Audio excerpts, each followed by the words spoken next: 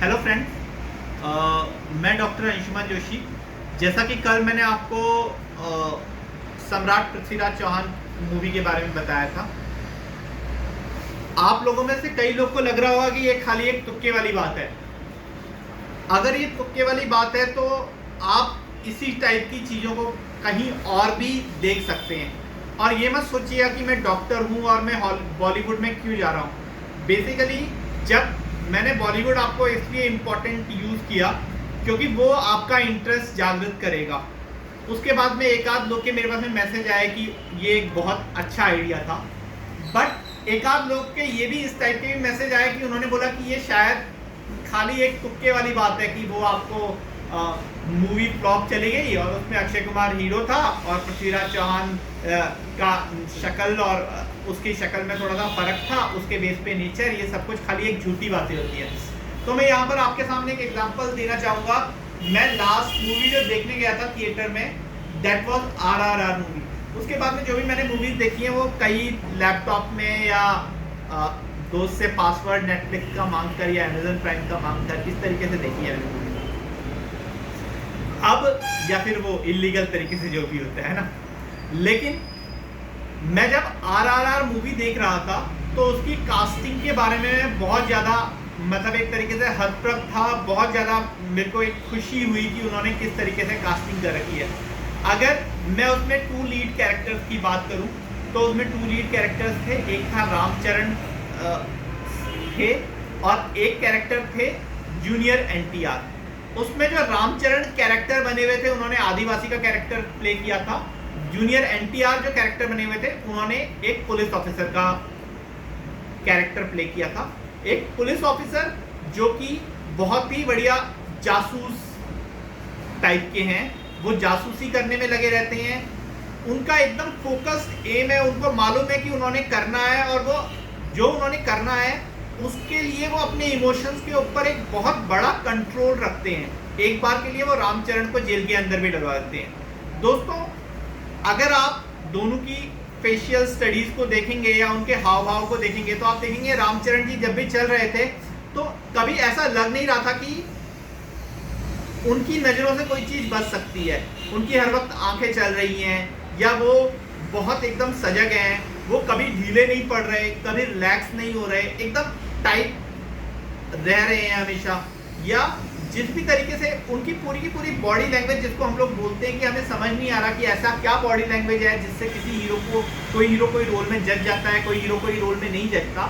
उसका लॉजिक यही था कि उन्होंने वो पूरी तरीके से उसमें ढाल लिया था। अब ऐसा नहीं है कि कोई पितृ प्रकृति वाला किसी दूसरे तरीके से बिहेव नहीं करेगा, लेकिन उसको दूसरे तरीके से बिहेव करने के लिए एक बहुत बड़ा लॉजिक चाहिए होगा। जैसे यहाँ पर जब रामचरण NTR की मदद करने लगते हैं तो उस वक्त उनको एक बहुत बड़ा लॉजिक चाहिए होता है। लॉजिक का मतलब कि वो उसका दुख देखते हैं और फिर वो रियलाइज करते हैं कि हाँ, ये मुझसे बहुत बड़ी गलती हो गई। बट केवल और केवल इमोशनल होकर वो कोई फैसला नहीं लेते। इमोशनल होकर फैसला लेने के बदले में तो वो किसी एक उग्रवादी को वो क्रांतिकारी को उग्रवादी बनाकर अपने आपस में रख लेते हैं और उसके बाद में सांप से डसवाते हैं वगैरह वगैरह। इसके दूसरे जो कैरेक्टर थे उस मूवी के अंदर वो थे जूनियर NTR। जूनियर NTR के जो फैंस थे वो इस वक्त काफ़ी गुस्से में थे कि शायद हमारे एक्टर्स को एक पूरा रोल नहीं दिया गया, पूरा जस्टिफाई नहीं कर पाए वो अपने कैरेक्टर को वगैरह वगैरह। बट अभी बीच में जब खबरें आई थी, मैंने कुछ न्यूज़पेपर में ही पढ़ा, तो देवर लाइक कि रामचरण जो उसमें जो जूनियर NTR का रोल है उसको प्रॉपर ऑस्कर के लिए भेजना चाहिए। अब वो ऑस्कर के लिए भेजना चाहिए ऐसा कुछ एक्सपर्ट क्यों कह रहे हैं, यही फीलिंग मेरी भी है। क्योंकि जब मैंने उनका आदिवासी वाला बिहेवियर देखा तो जिस तरीके का उनका लुक था, जिस तरीके का उनका नॉर्मल कैरेक्टर था, एकदम सरल, किसी पर भी यकीन करने वाला, किसी पर भी दया रखने वाला, हर एक पर दया दृष्टि रखने वाला, इमोशंस के लिए लड़ जाने वाला, उसके बाद में बहुत ज़्यादा कल क्या होगा परसों क्या होगा ये सारी की सारी कैलकुलेशंस वगैरह ना करने वाला, इस टाइप का कैरेक्टर ही उनकी फेस पे सूट करता है और यही वाला कैरेक्टर उनको दिया गया। ऐसा नहीं है कि ये एक्टर्स जो हैं वो दूसरा कोई रोल नहीं निभा सकते। रामचरण कभी तेज वाला रोल नहीं निभा सकते, धीमे वाला रोल नहीं निभा सकते, या जूनियर एनटीआर कभी तेज वाला रोल नहीं निभा सकते। बट जब जूनियर एनटीआर कोई काम तेज वाइज करेंगे या ज़्यादा ही लॉजिक लगा के या ज़्यादा ही प्लानिंग के साथ में करना चाहेंगे, तो उस वक्त हमको उनकी स्टोरी के अंदर दिखाना पड़ेगा कि ऐसा वो क्यों कर रहे हैं, उनके साथ में ऐसा कौन सा बहुत बड़ा एक दुख होके गुजरा है जिसकी वजह से वो इतने अपने जो भी उनका एम है, जो भी उनका लक्ष्य है, उसके लिए इतनी बुरी तरीके से आतुर है। इसी तरीके से ही रामचरण को अगर हमें धीमा दिखाना होगा तो हमें दिखाना पड़ेगा कि क्या ऐसी सिचुएशन है कि रामचरण बहुत धीमे रह रहे हैं। फॉर एग्जाम्पल उनकी एक रंगस्थलम मूवी थी, उसके अंदर उनका कैरेक्टर जो था वो एक आम इंसान वाला था, तो उसके अंदर वो उतने तेज तर्रार नहीं थे, फिर भी दूसरों के मुकाबले एक हल्के से तेज तर्रार थे। तो ऑब्वियसली हर चीज हमारी जो बचपन से प्रकृति होती है, हमारा जो शरीर का गठन होता है, उसके ऊपर भी डिपेंड करती है।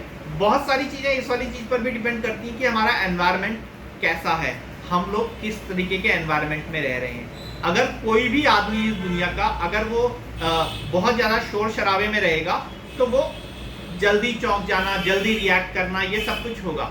इसी तरीके से ही कोई भी आदमी अगर शांत जगह पर जाएगा, जैसे मंदिर में, तो वहां जाकर हर आदमी थोड़ी देर के लिए एक ठंडी हवा सांस टाइप की लेके, या बोलते हैं ना हम लोग कि यहाँ पर आकर हम लोग बहुत ज्यादा रिलैक्स हो गए, ये सब कुछ बेसिकली आयुर्वेद ही है।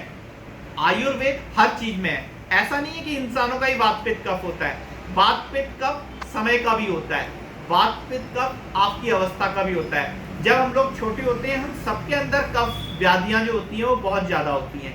जब हम लोग थोड़े जवान होने लगते हैं तो हर आदमी के अंदर पित्त व्याधि आती है, और जब हम लोग बुढ़े होने लगते हैं तो हर एक के अंदर बात आती है। बट इसका मतलब ये नहीं कि जैसे फॉर एग्जांपल अगर मैं साउथ में चला गया तो मैं साउथ में जाकर इडली खाऊंगा, बट इसका मतलब ये नहीं कि मैं इडली को अपना स्टेपल फूड बना लूंगा। मेरा स्टेपल फूड जो है, जो मेरे को बचपन से आदत है, वो नॉर्मली रोटी की है, तो मैं अक्सर रोटी पे ही डिपेंड रहूंगा। हाँ, कुछ टाइम के लिए मैं इडली पे शिफ्ट हो सकता हूँ, बट अगर मैं इडली पर शिफ्ट होऊंगा तो वो देश काल परिस्थिति के अकॉर्डिंग होगा, वो एक बहुत बड़े लॉजिक के अकॉर्डिंग होगा। और वो लॉजिक अगर हम लोग अपनी कहानियों में समझाने लग जाएं तो हमारी जो कहानियां हैं, हमारी जितनी भी जो भी हम लोग चीज़ें करते हैं, मैं अभी यहाँ पर बॉलीवुड वाला वर्ड ले आया था, तो इसलिए जब भी बॉलीवुड के राइटर, डायरेक्टर्स वगैरह स्टोरी वगैरह लिखते हैं, तो अगर वो इस वाली चीज़ को समझे तो शायद थोड़ा सा उनके लिए आसान हो जाएगा। यहाँ पर हमें ये भी समझने की ज़रूरत है कि क्या ये केवल इसी में है या किसी और चीज़ों में भी ये वाली चीज़ हमें दिख सकती है। फॉर एग्जाम्पल मुझे सेम टू सेम पैटर्न लाल सिंह चड्ढा में भी दिखा, और अभी एक मूवी है जिसका केवल एक ट्रेलर आया है, उसका नाम है विक्रम वेधा। उसके अंदर मैंने देखा कि जो जगपति साउथ के एक एक्टर हैं विजय सेतुपति, मुझे बहुत पसंद है वो एक्टर, और मैं उनका दिल से बहुत, मतलब मुझे लगता है कि शायद ही उनके बराबर कोई बढ़िया एक्टर हो, ये मेरे को ऐसा लगता है, और मेरे को ही नहीं बहुत सारे लोग को लगता होगा। अब जब उनके बदले में ऋतिक रोशन को सिलेक्ट किया गया है, तो ऋतिक रोशन के बारे में भी हमारा यही ख्याल है, वो बहुत बढ़िया डांसर हैं, उनके बराबर बढ़िया एक्टर कोई नहीं है शायद। उनसे गुड लुकिंग तो खैर इसमें कोई डाउट ही नहीं है, शायद एक आध बार उनको कुछ अवार्ड्स वगैरह भी मिले हुए हैं, एशिया की बेस्ट पर्सनैलिटी, वर्ल्ड की, आई डोंट नो व्हाट है ना। तो ये सारे के सारे जो अवार्ड्स वगैरह मिले हुए हैं, इन सब के बावजूद मेरा ये मानना है कि विजय सेतुपति जी का अगर हम लोग एज अ उनकी रिप्लेसमेंट अगर हम लोग ऋतिक सर को लें, तो मेरे ख्याल से ये बहुत कंफ्यूजिंग हो जाएगा, क्योंकि मैंने ओरिजिनल विक्रम वेधा मूवी भी देखी हुई है। वो क्या सिचुएशन है वो सब मैं आपको बताऊंगा कल, परसों, या उसके बाद जब भी हमें टाइम मिले। आप तब तक आप प्लीज़ ये वीडियो को शेयर कीजिए, सब्सक्राइब कीजिए, लाइक कीजिए। देखिए, अगर आप ये सब करेंगे तो इसी तरीके से ही मुझे खुद को मतलब मुझे लोग को आयुर्वेद के बारे में जानकारी देने के लिए, इवन आयुर्वेद के प्रचार प्रसार में हेल्प मिलेगी। और आयुर्वेद केवल किसी चीज़ में नहीं फैला हुआ, आयुर्वेद हर चीज़ में फैला हुआ है। वो सारी की सारी चीज़ें मैं आपको बताऊंगा, बस आप मुझसे जुड़े रहिए। धन्यवाद।